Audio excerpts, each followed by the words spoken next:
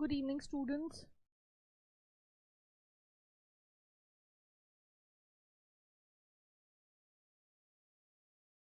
Okay, students, so have you all joined in?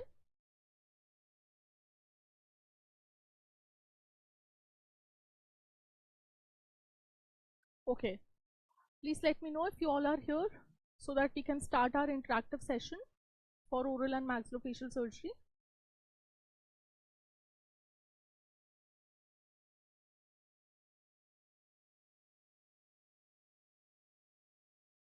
Is everyone here? Who all have joined in, please let me know.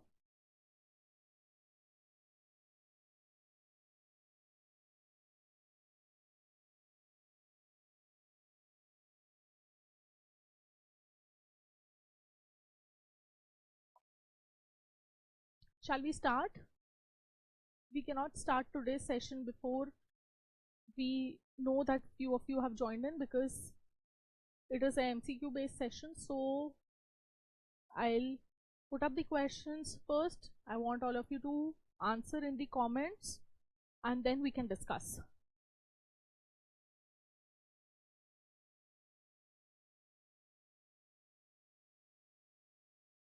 So if you all are here, we may start.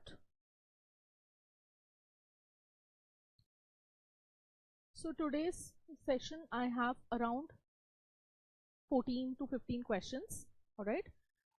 So for oral surgery, as per NB, you will be having around 14 questions. All right. So I have 14 questions, 14 to 15 questions with me today. All right. In these 14-15 questions, I've tried to cover all the topics, especially the major topics. All right. So I have tried to give you a more clinical based question and answer. All right. More clinical scenarios. The questions are longer. The options also, some places they are longer. Okay. So the thing is that I want you all to read very carefully, understand all the answers, all the options, sorry, carefully. Okay, and then give me your answers in the comment section, so that after, while we are going through this session, you can understand how to answer. And don't worry if you're answering wrong or you have got some answer wrong.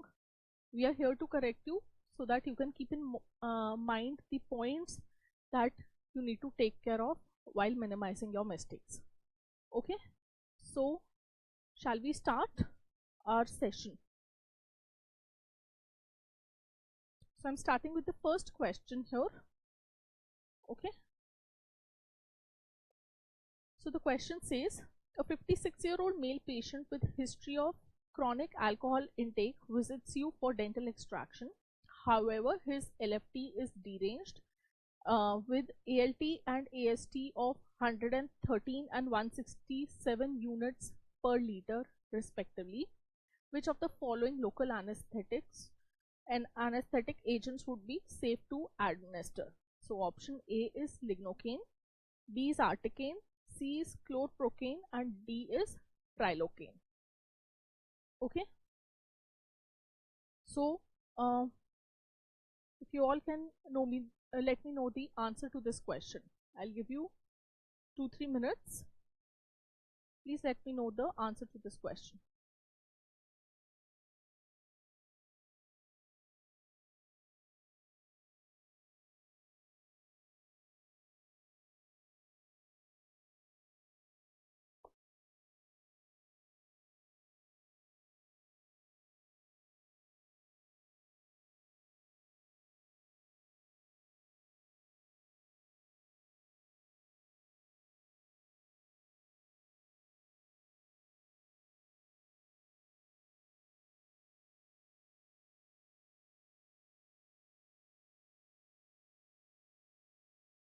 Any answers here?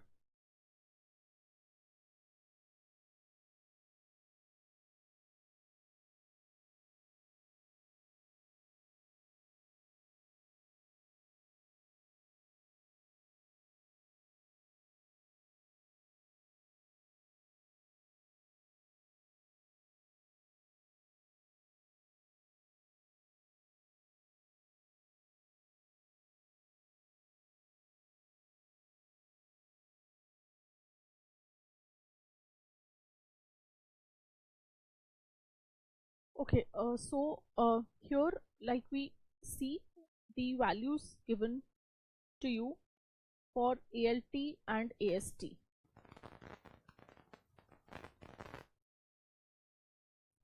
All right,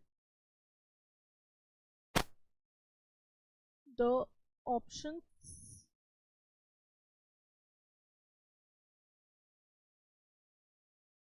So the answer, let us approach this question. The patient has history of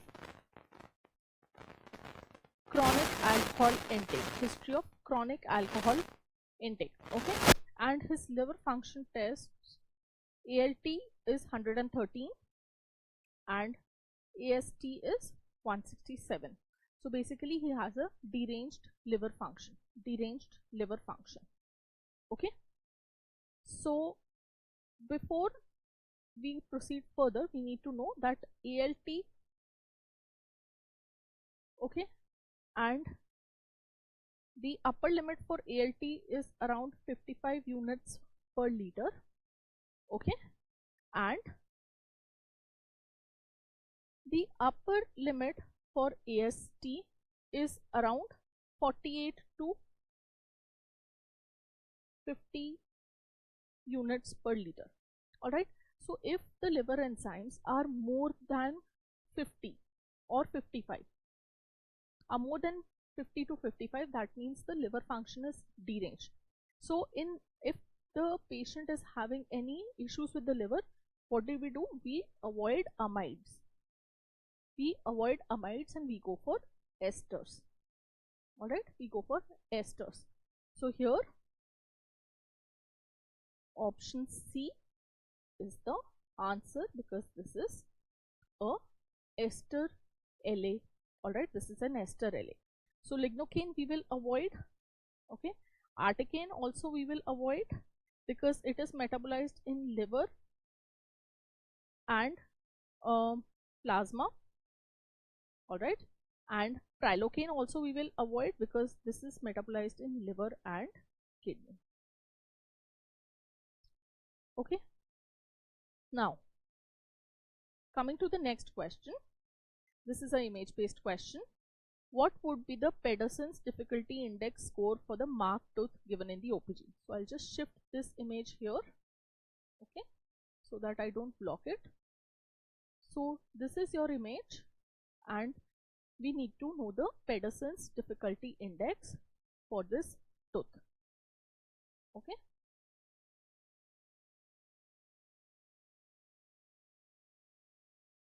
So yeah, what would be the Pederson's difficulty index?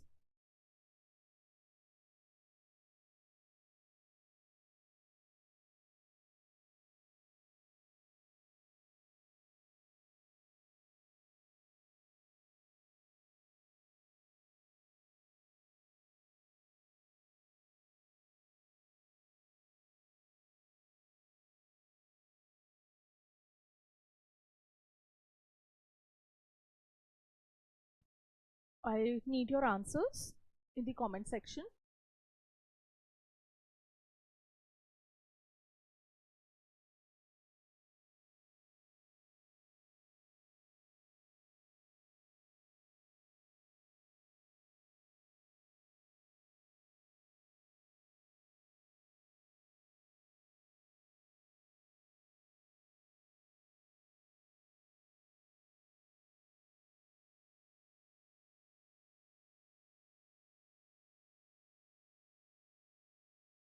No answers?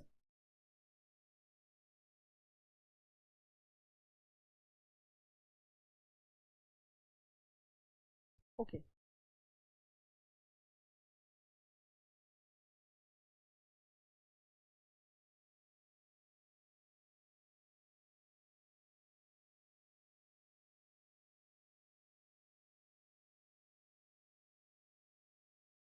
All right, now let us see. Let us try and calculate the Pederson's difficulty index. I'm going to zoom out, okay.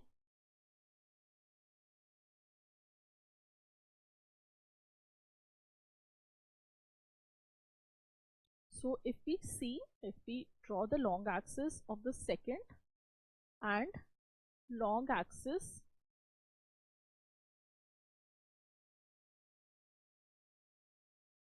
of the third, all right, this is a distoangular. This is a distoangular tooth.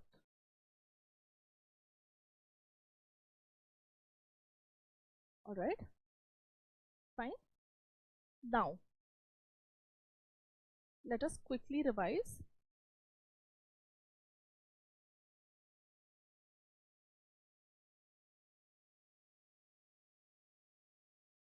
All right, so it comprises of Winter's classification and Pellen-Gregory classification.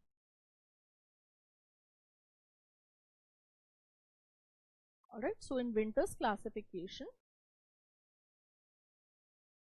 what is distoangular? It is 4.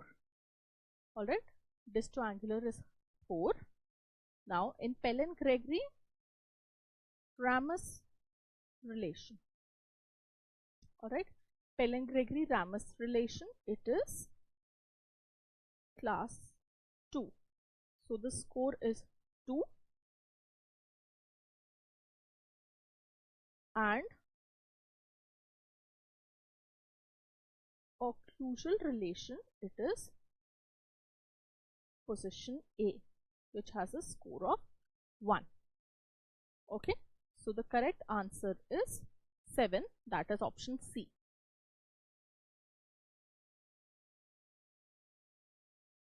Okay, understood everyone?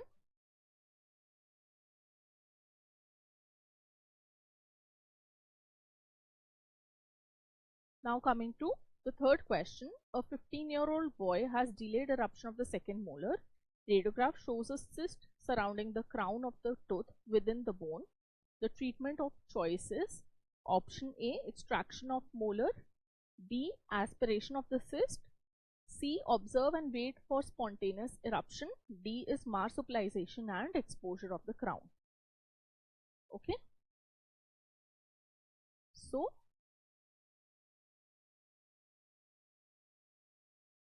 what is the answer to this question? All right, so all of you, while writing in the comments, just write the question number also in front of your answer, so that I can better understand what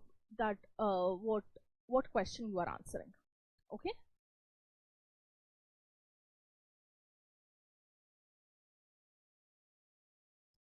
so question number 3 answers, please. Okay, I have a few answers. Others, please.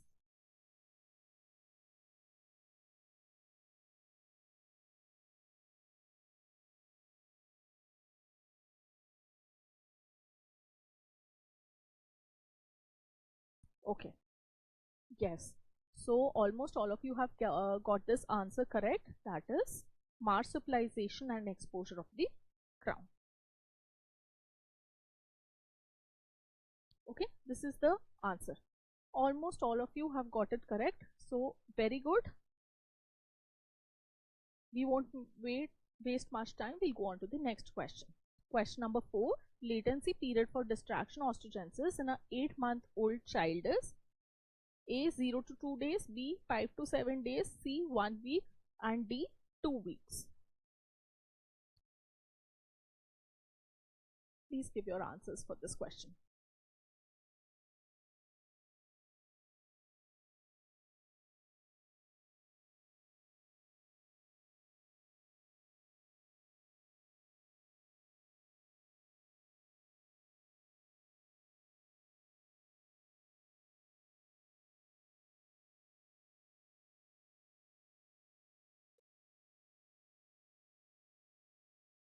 Good, good. More answers.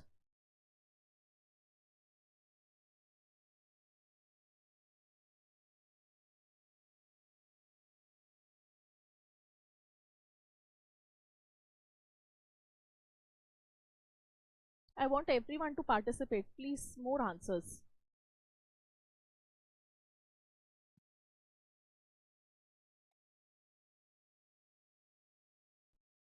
Very good. More answers?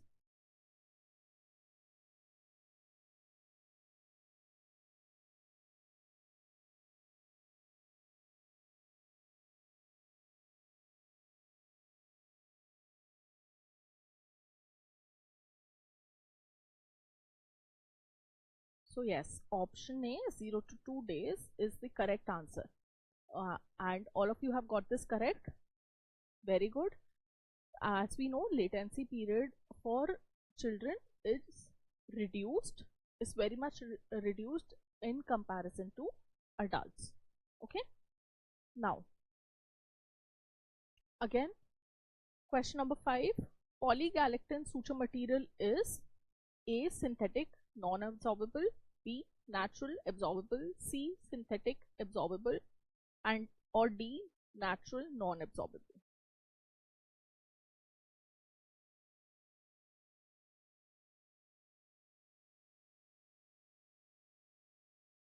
So put down your answers to this question.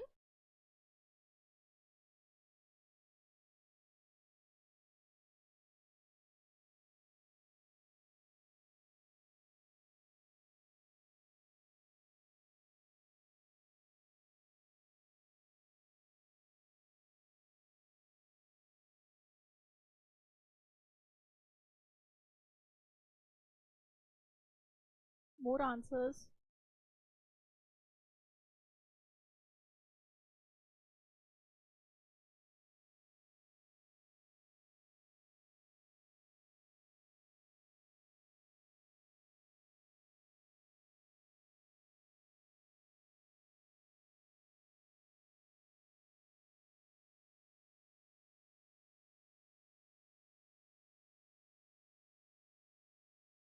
Okay, yes, the correct answer is option C, that is synthetic absorbable.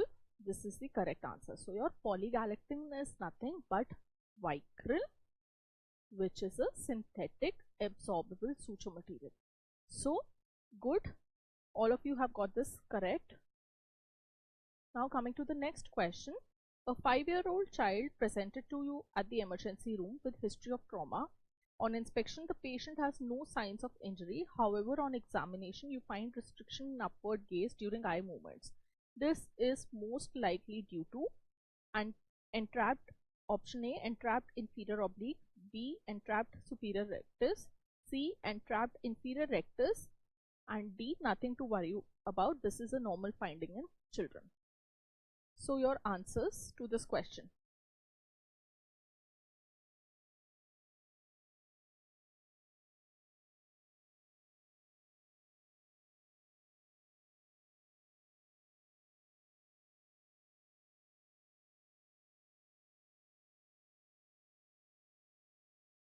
Quickly your answers.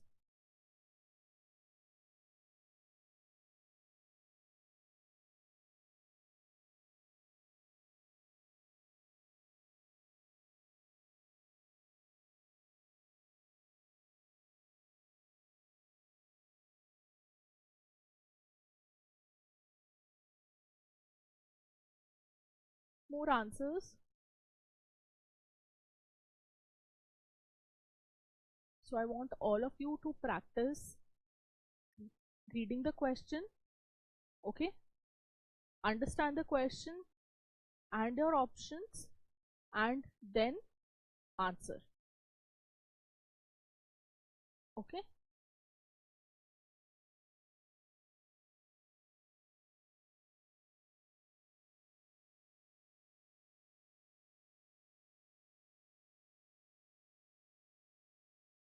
So yes, option C, entrapped inferior rectus is the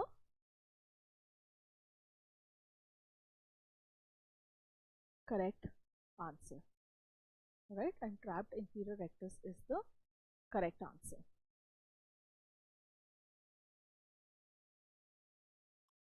Coming to question number 7.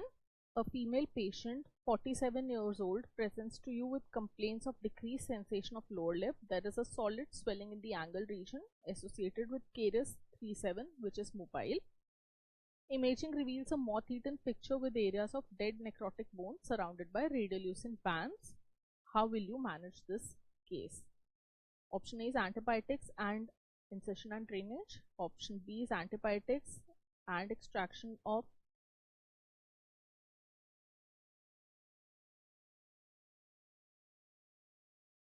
all 3-7. Extraction of 3-7 plus sequestrectomy, extraction of 3-7 and IND and decortication. Option D is antibiotics plus extraction of 3-7 and HBO therapy.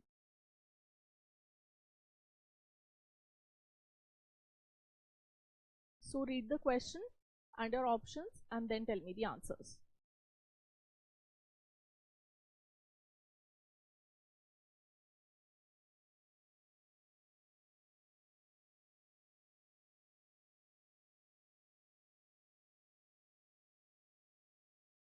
I'm waiting for your answers, all of you. Take a few seconds to read your question properly and your options, then correlate and then answer.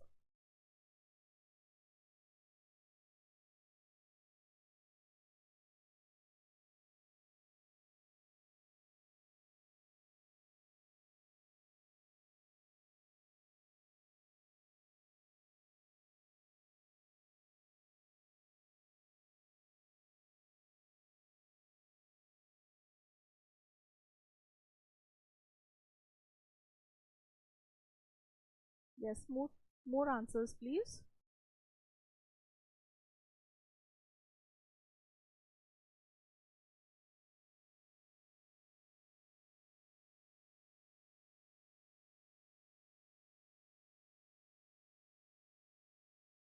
So everyone who's watching, I want all of you to please put in your answers. This session is for your benefit only. Okay.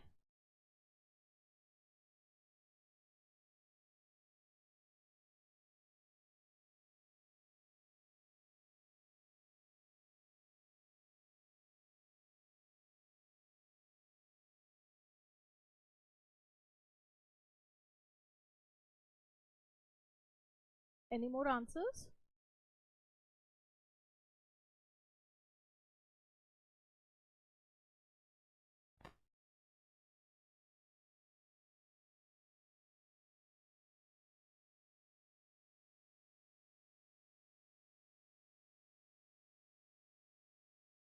Okay. So let's understand the question first. Okay. So there is decreased sensation of lower lip and there is a solid swelling in the angle region with a caries 3-7 which is mobile. Alright. So a mobile caries 3-7 means, one, it is periodontally compromised, and caries deep, if it is caries which is mobile, it is definitely periodontally involved. Alright. And then it might also be, if it is a carious tooth, it might be the foci or source of infection going to the bone. Okay. Now the patient complains of numbness of lower lip, so which is your Vincent sign or Vincent syndrome. Okay. And imaging reveals a moth-eaten picture with areas of dead necrotic bone. Alright, surrounded by radiolucent bands. So this is a picture of osteomyelitis. This is a picture of osteomyelitis. So option A, antibiotics and IND, we don't do in osteomyelitis. Option B, antibiotics plus extraction of 3-7 and sequestrectomy, yes, this we can do. Option C, extraction of 3-7, IND and decortication. Now the thing is, IND we are not supposed to do. Decortication, maybe, yes, we can do. So this way option C is also ruled out. And option D is antibiotics plus extraction of 3-7 and HBO therapy. See, in cases of osteomyelitis, you can use HBO therapy, but only when you have exhausted all your treatment options. Usually HBO therapy is for osteoradionecrosis, but it can be used in osteomyelitis when you have exhausted all your treatment options. Alright, when all the treatment options have failed. Okay. Hence, even option D is ruled out. So the best answer here is antibiotics plus extraction of 3-7 and sequestrectomy. So this is your correct answer. Alright. Now, coming to question number 8. It has two statements, one assertion and one reason. So, assertion: 2 mini plates with monocortical screw fixation are used in the management of interforaminal fractures. Reason: mini plates provide rigid fixation. And the options are both assertion and reason are true, and reason is the correct explanation of the assertion. B, both assertion and reason are true, but reason is not the correct explanation of the assertion. C, assertion is true and reason is false. And D, assertion is false and reason is true. Alright, so please let me know your answers.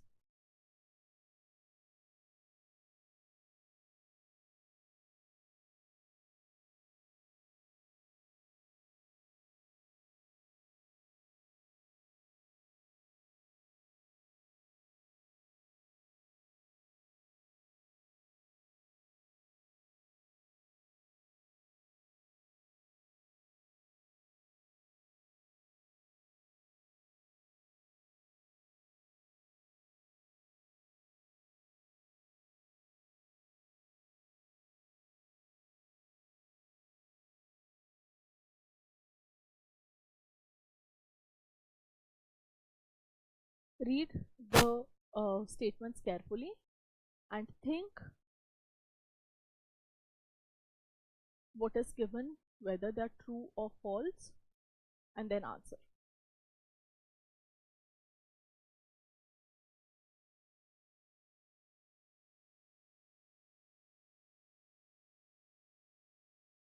Okay, I have one answer. Others, please answer.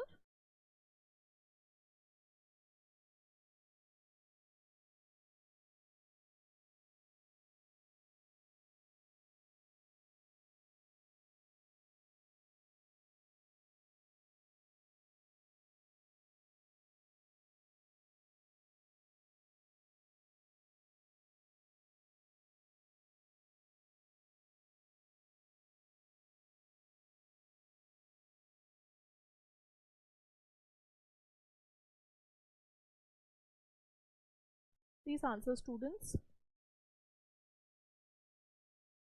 Let's have an interactive session so that we all can benefit from this.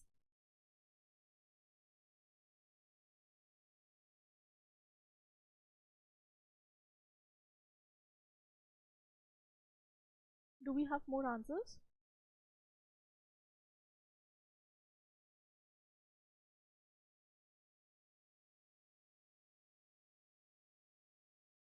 Okay. So now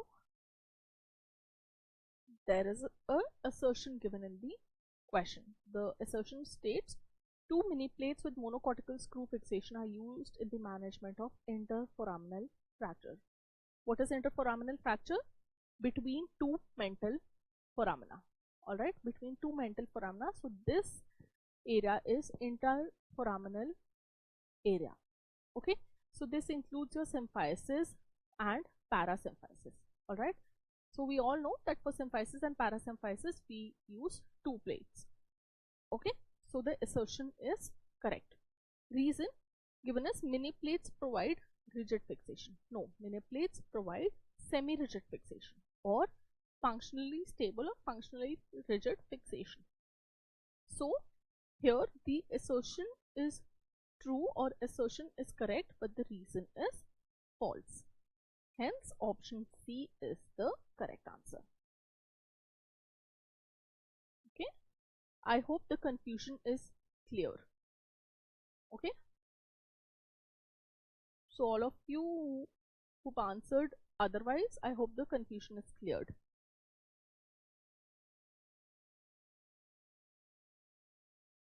Coming to question number 9.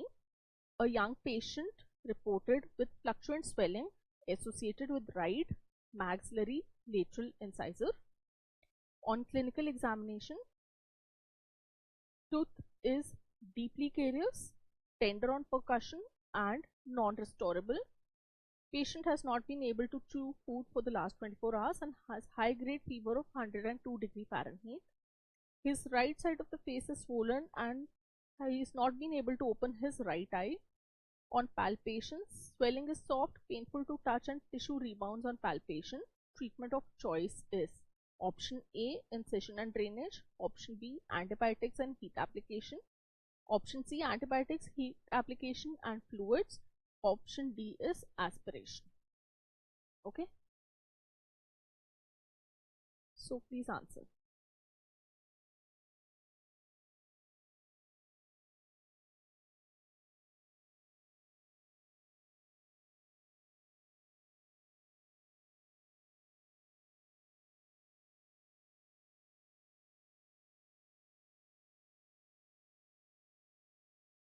Question number 9.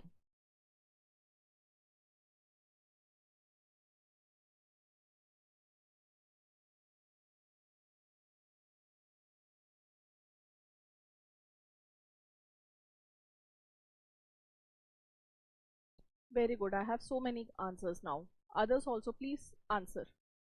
Everyone please join in and answer.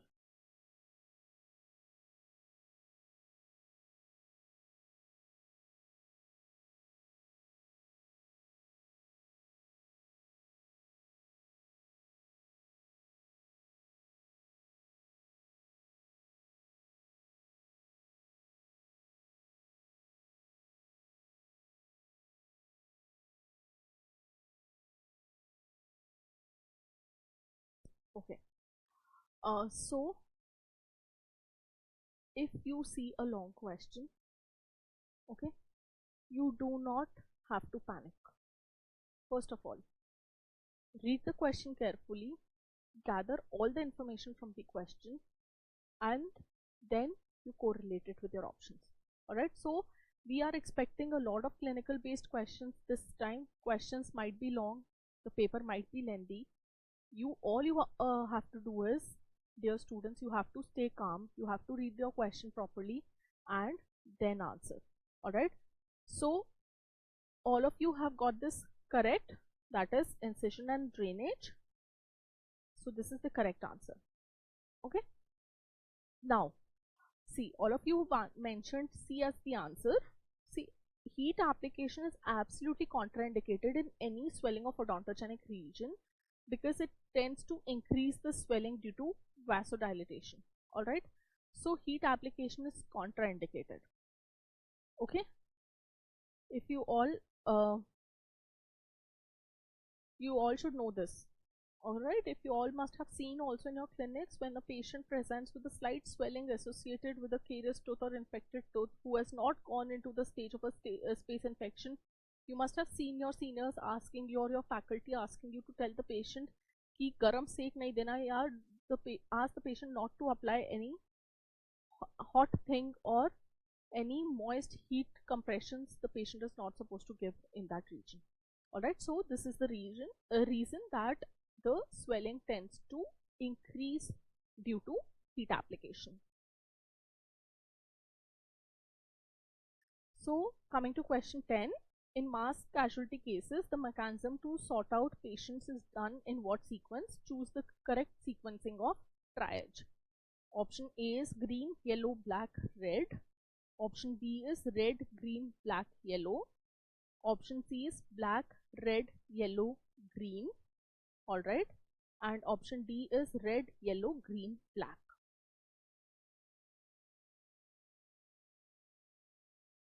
Put down your answers in the comments.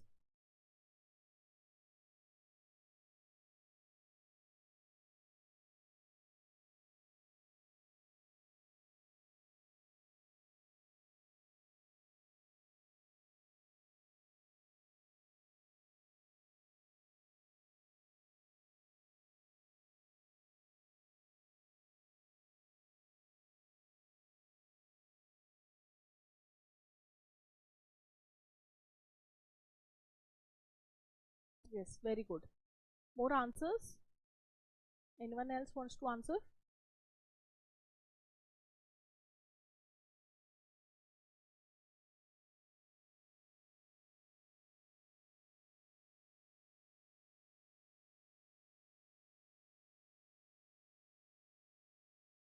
So yes, the correct answer is option D, red, yellow, green, black. This is the correct answer. So I'll again reinforce one tip that I'd given during my class also. Whenever there is a triage sequencing, remember it as the traffic lights. Alright, when you see the traffic lights, red comes first, followed by yellow or orange. So correlate that orange with yellow and then green. Okay, so remember the sequence of traffic lights. You'll never forget the sequencing of triage, and black comes the last, which are unsalvageable or already dead patients. Okay, coming to question number 11. A 19-year-old woman collapses and develops tonic-clonic seizures lasting 2 minutes. On examination, she utters a few words which were meaningless. When the examiner applied pressure on her finger, she opened her eyes and prevented the examiner from doing so. What is her Glasgow coma scale score? Okay. So after this, I'll explain also Glasgow coma scale scoring system, because in one of the previous sessions, someone had asked me regarding GCS scoring. So I'll explain after this question.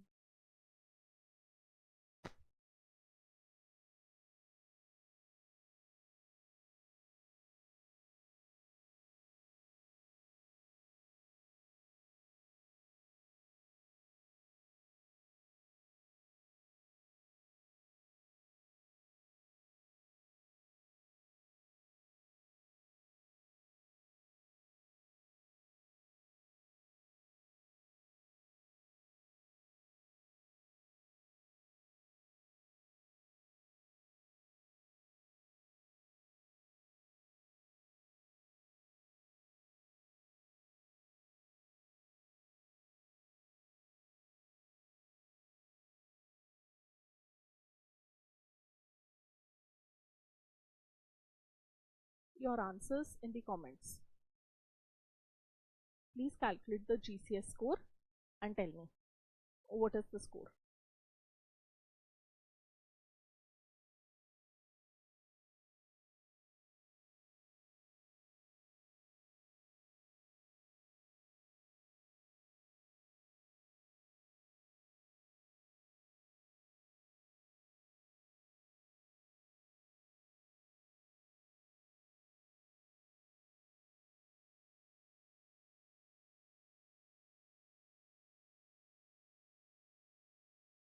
Okay, more answers.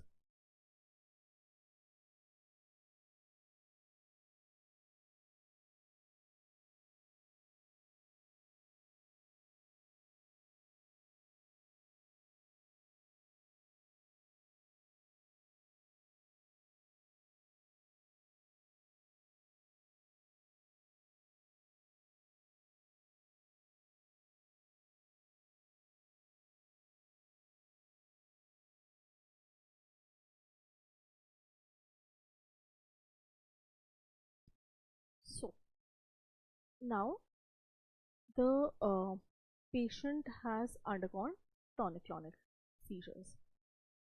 So whenever we have a Glasgow coma scale question, we will always in our mind, or if you are given rough sheets in the examination, howsoever it is, see, the question might state the verbal before or the eye opening later, but always when you are answering this type of question, you always follow the sequence of EVM, even if the sequencing is not given correctly in the question. The motor response might be given first, followed by the verbal response, alright, or the eye opening response would be given first, followed by the motor response. So whenever there is such a question, to avoid any confusion, you follow your sequence of EVM. Alright, now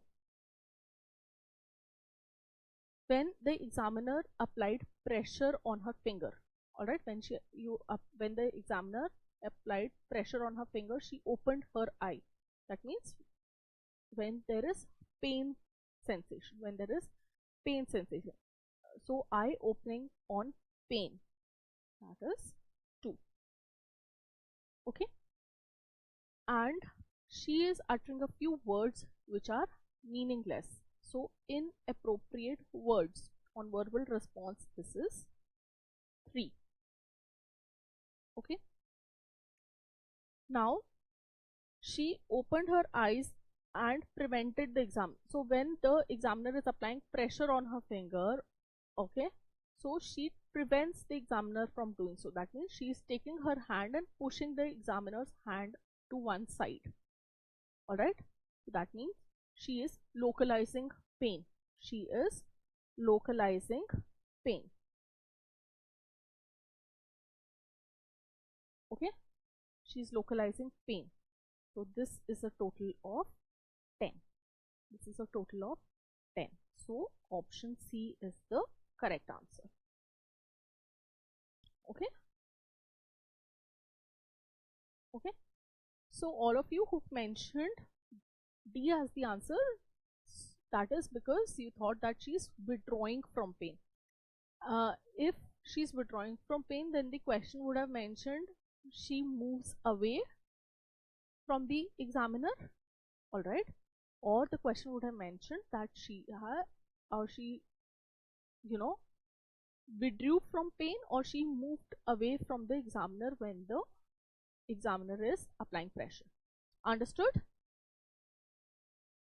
So quick revision of Glasgow coma scale. I'm not going to take much time.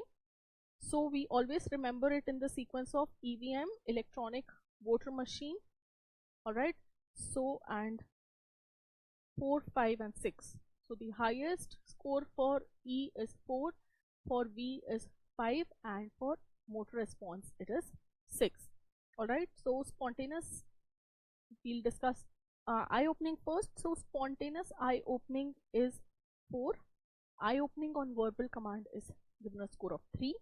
Eye opening on pain is given a score of 2, and no eye opening is given a score of 1. And C is used, the letter C is used when eye is closed due to edema. Okay. And verbal response, well-oriented conversation is given a score of 5. Confused conversation is given a score of 4. Inappropriate words 3. Incomprehensible sounds 2. No response is 1. And if the patient is intubated, then we replace the score with the letter T. Okay. Best motor command is 6 is when the patient obeys commands. So if you ask the patient to lift their limbs or lift their legs, all right, they obey your command, so score of 6. They localize pain or moves extremities on pain or application of pressure, scoring of 5. Scoring of 4 when the patient withdraws on pain.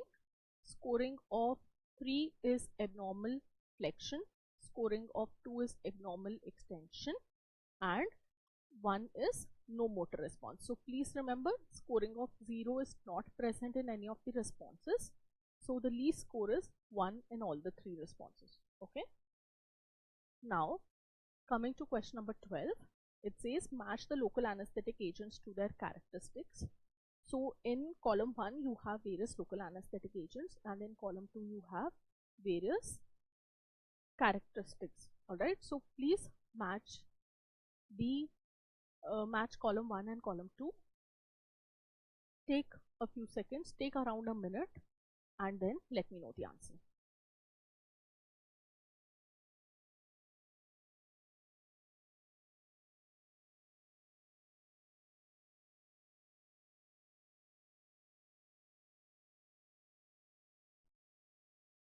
Do the match the following.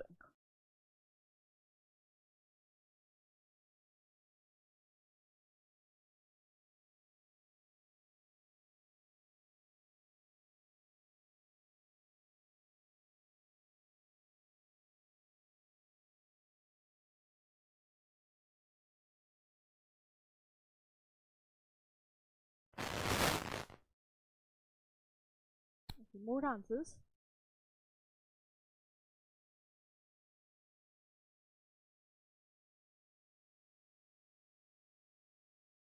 Very good. Rest of the students.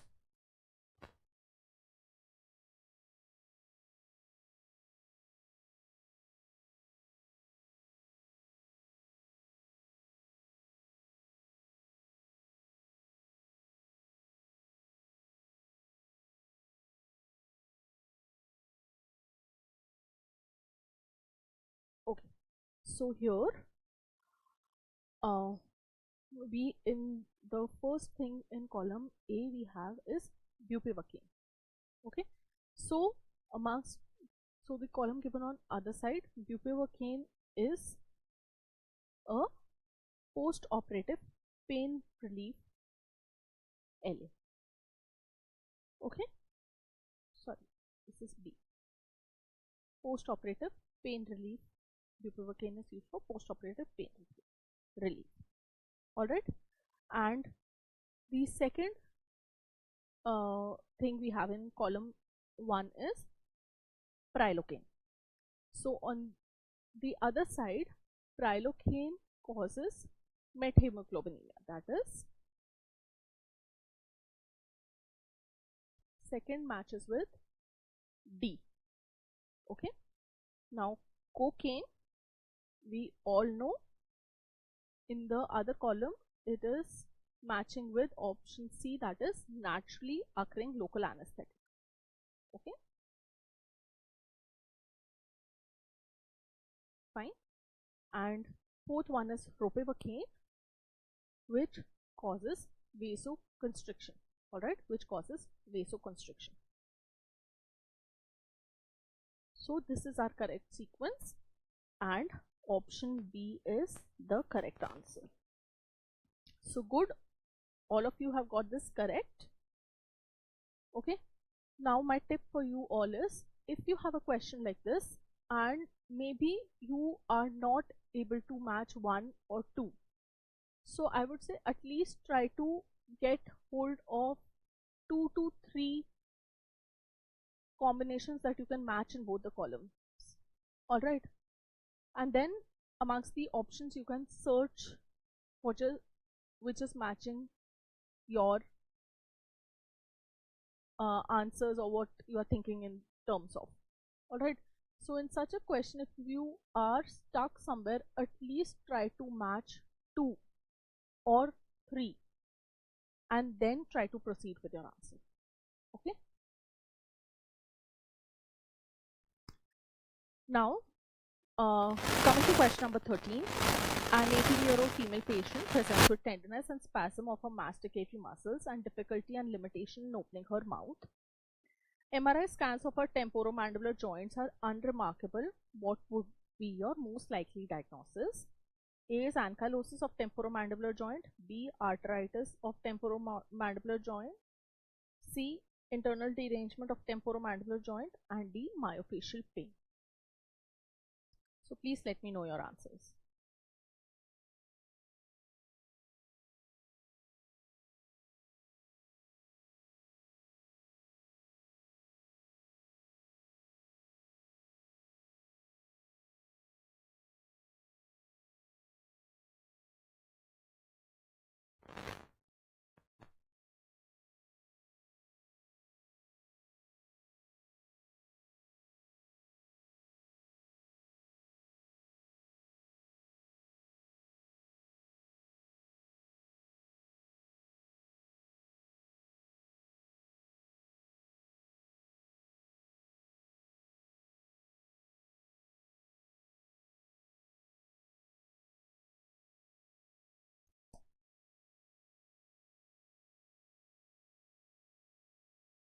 More answers?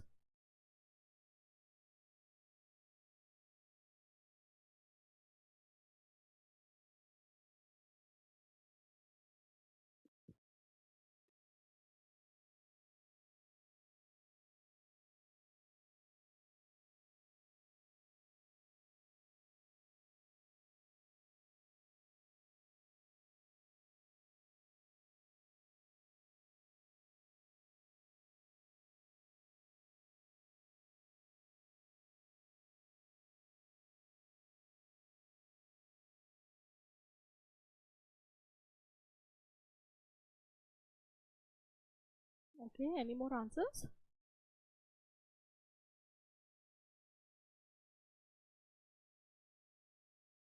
Okay, now let's understand the question. It says a female presents with tenderness and spasm of her masticatory muscles.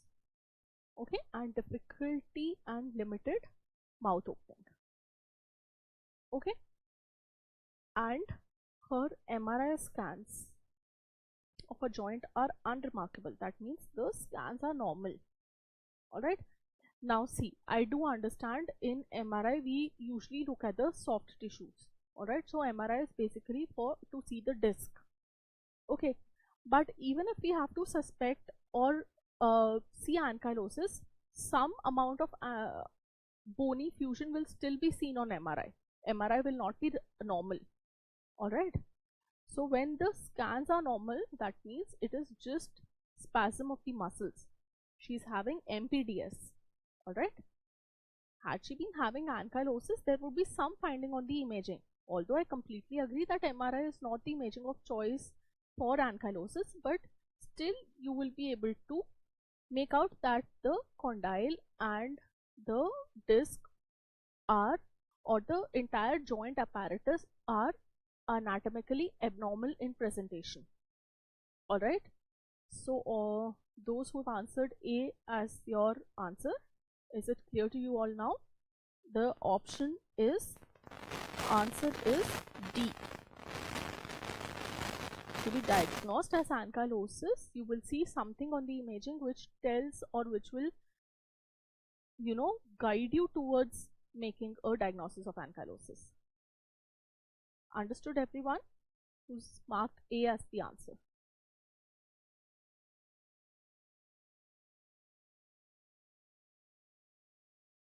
Fine. Shall we proceed?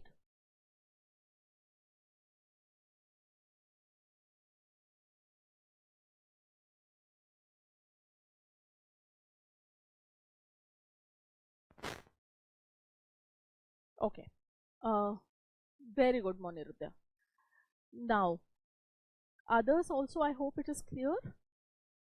Now, coming to the 14th question, when you examine a patient who has suffered an unfavorable fracture of the body of the mandible, you would expect option A, anterior fragment to be displaced downwards by the action of lateral pterygoid muscle, posterior fragment to be displaced anteriorly by action of lateral pterygoid muscle, anterior fragment to be displaced backwards by action of temporalis muscle, and posterior fragment to be displaced superiorly by action of the medial pterygoid muscle.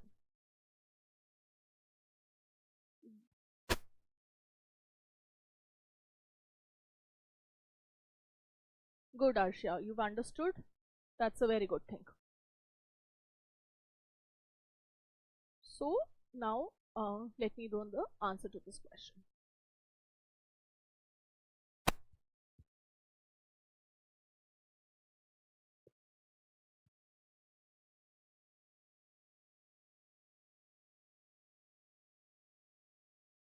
Read carefully.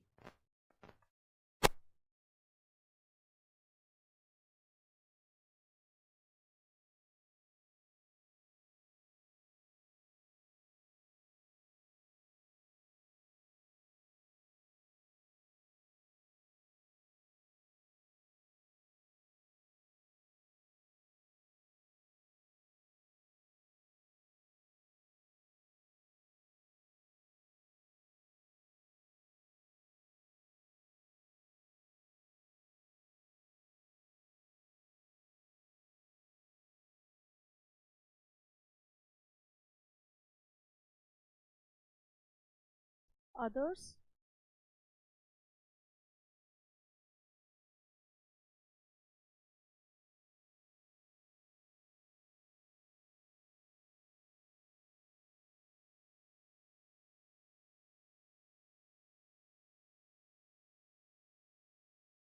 Read carefully.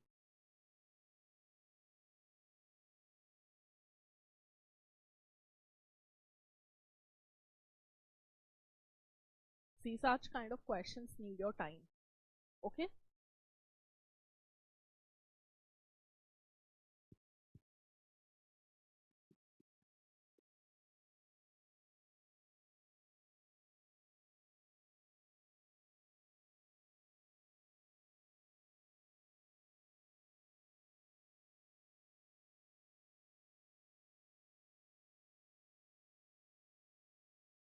Any more answers? Do we have more answers?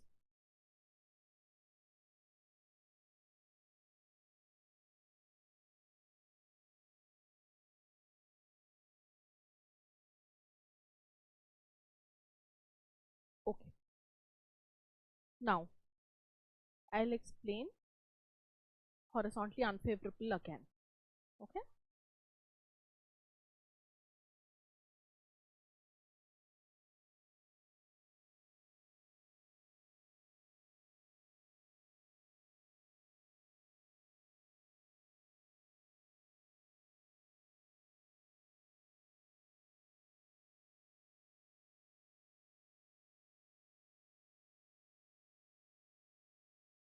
Fine. Posterior segment.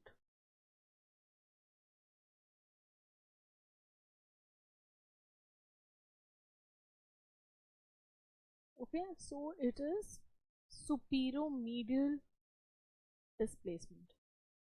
Alright, superomedial displacement due to the action of medial pterygoid and masseter.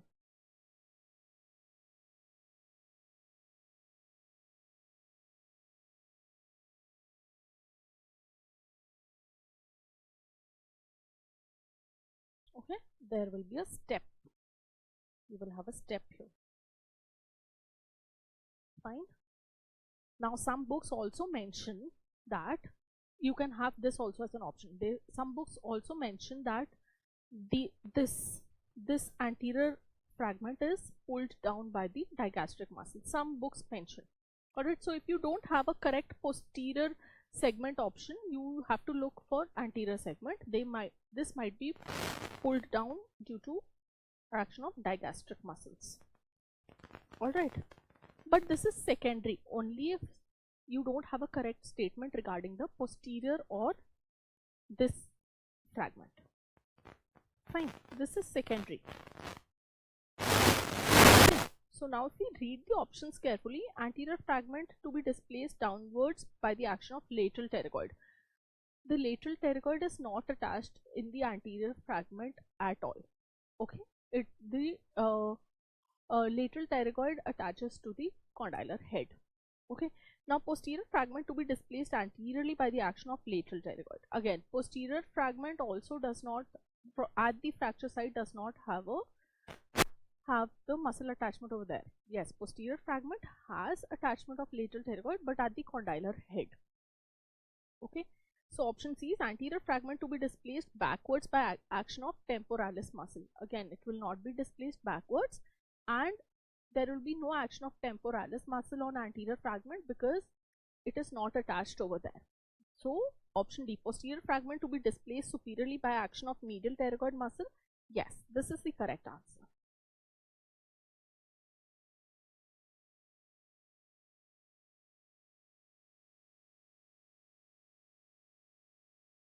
Okay, understood all of you? Fine. Now the last question of our session today. Match the below mentioned signs to their estimated fractures. So take 2 minutes and do match the following.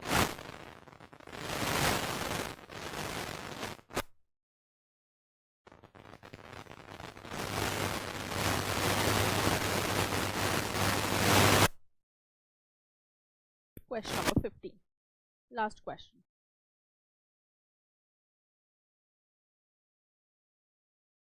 Also, please revise muscle pull in various fractures today. That table that I have given you in the class, please revise that. Alright, that is an important table and it is going to help you a lot if questions are asked from that aspect. Good, Bhavna. So please revise that table. Alright, it'll take you just 2 minutes to revise that table.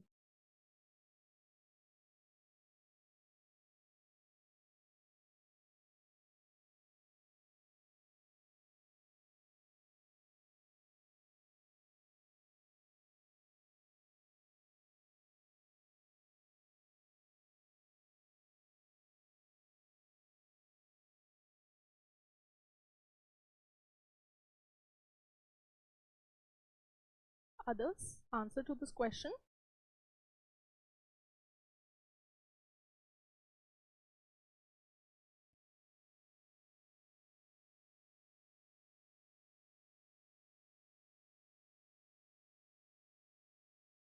More answers, please.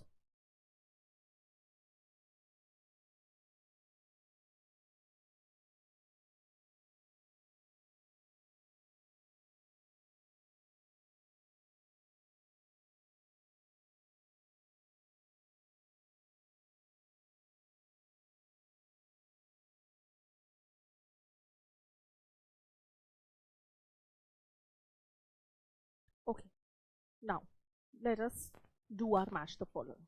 Now the first thing we have here is diplopia.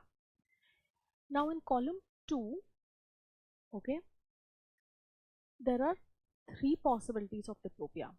Leafwood 3 also, orbital floor fracture also, and ZMC also. But please understand that amongst the 3, the first preference for diplopia is orbital floor fracture. Okay, fine. Now the second one is subconjunctival hemorrhage. Alright, again this can be matched to multiple things in column 2, sorry, but subconjunctival hemorrhage is first and foremost seen in a ZMC fracture. Alright, in a ZMC fracture. Fine. Third one is Battle's sign. We all know that is due to mandibular condylar fracture. Alright, so third matches with D, and the remaining fourth one matches with A. Alright, so option B is our correct answer. Alright, so understood? Who've not got this correct, I hope this is clear now. Okay, so with that we end our MCQs. I want to tell you a few things. So in your exams you will have certain questions which will be shorter and for which there may be one-liners, or there may be such type of questions that you will shortly know that okay, yes, this is the answer amongst the options. So in those questions you have to be careful and quick. Okay, you have to be careful and quick. And the second type of questions will be long questions, maybe with an image, maybe without an image, long history, maybe long options also. In such questions you have to give time. You have to give time and you have to understand, take out all the information from the question, process it, read your options carefully, correlate, and then answer. Okay, these are 2 things. Third thing, I am very happy today most of you have got your questions correct, except for 1 or 2 mistakes which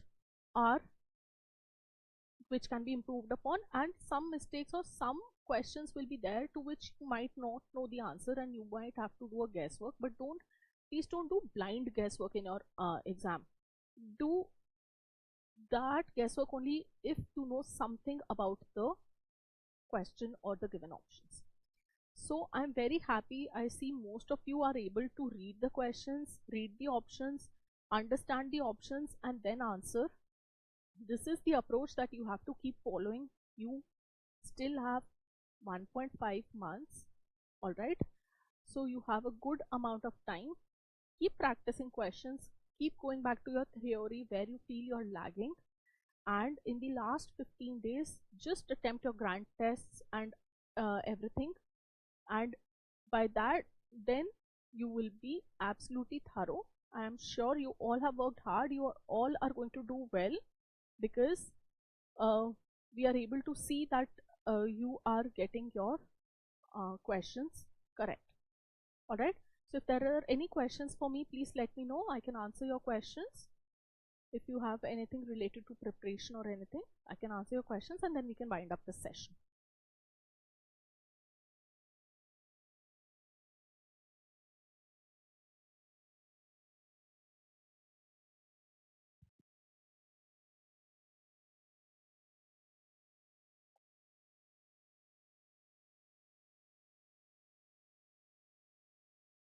Shall we wind up?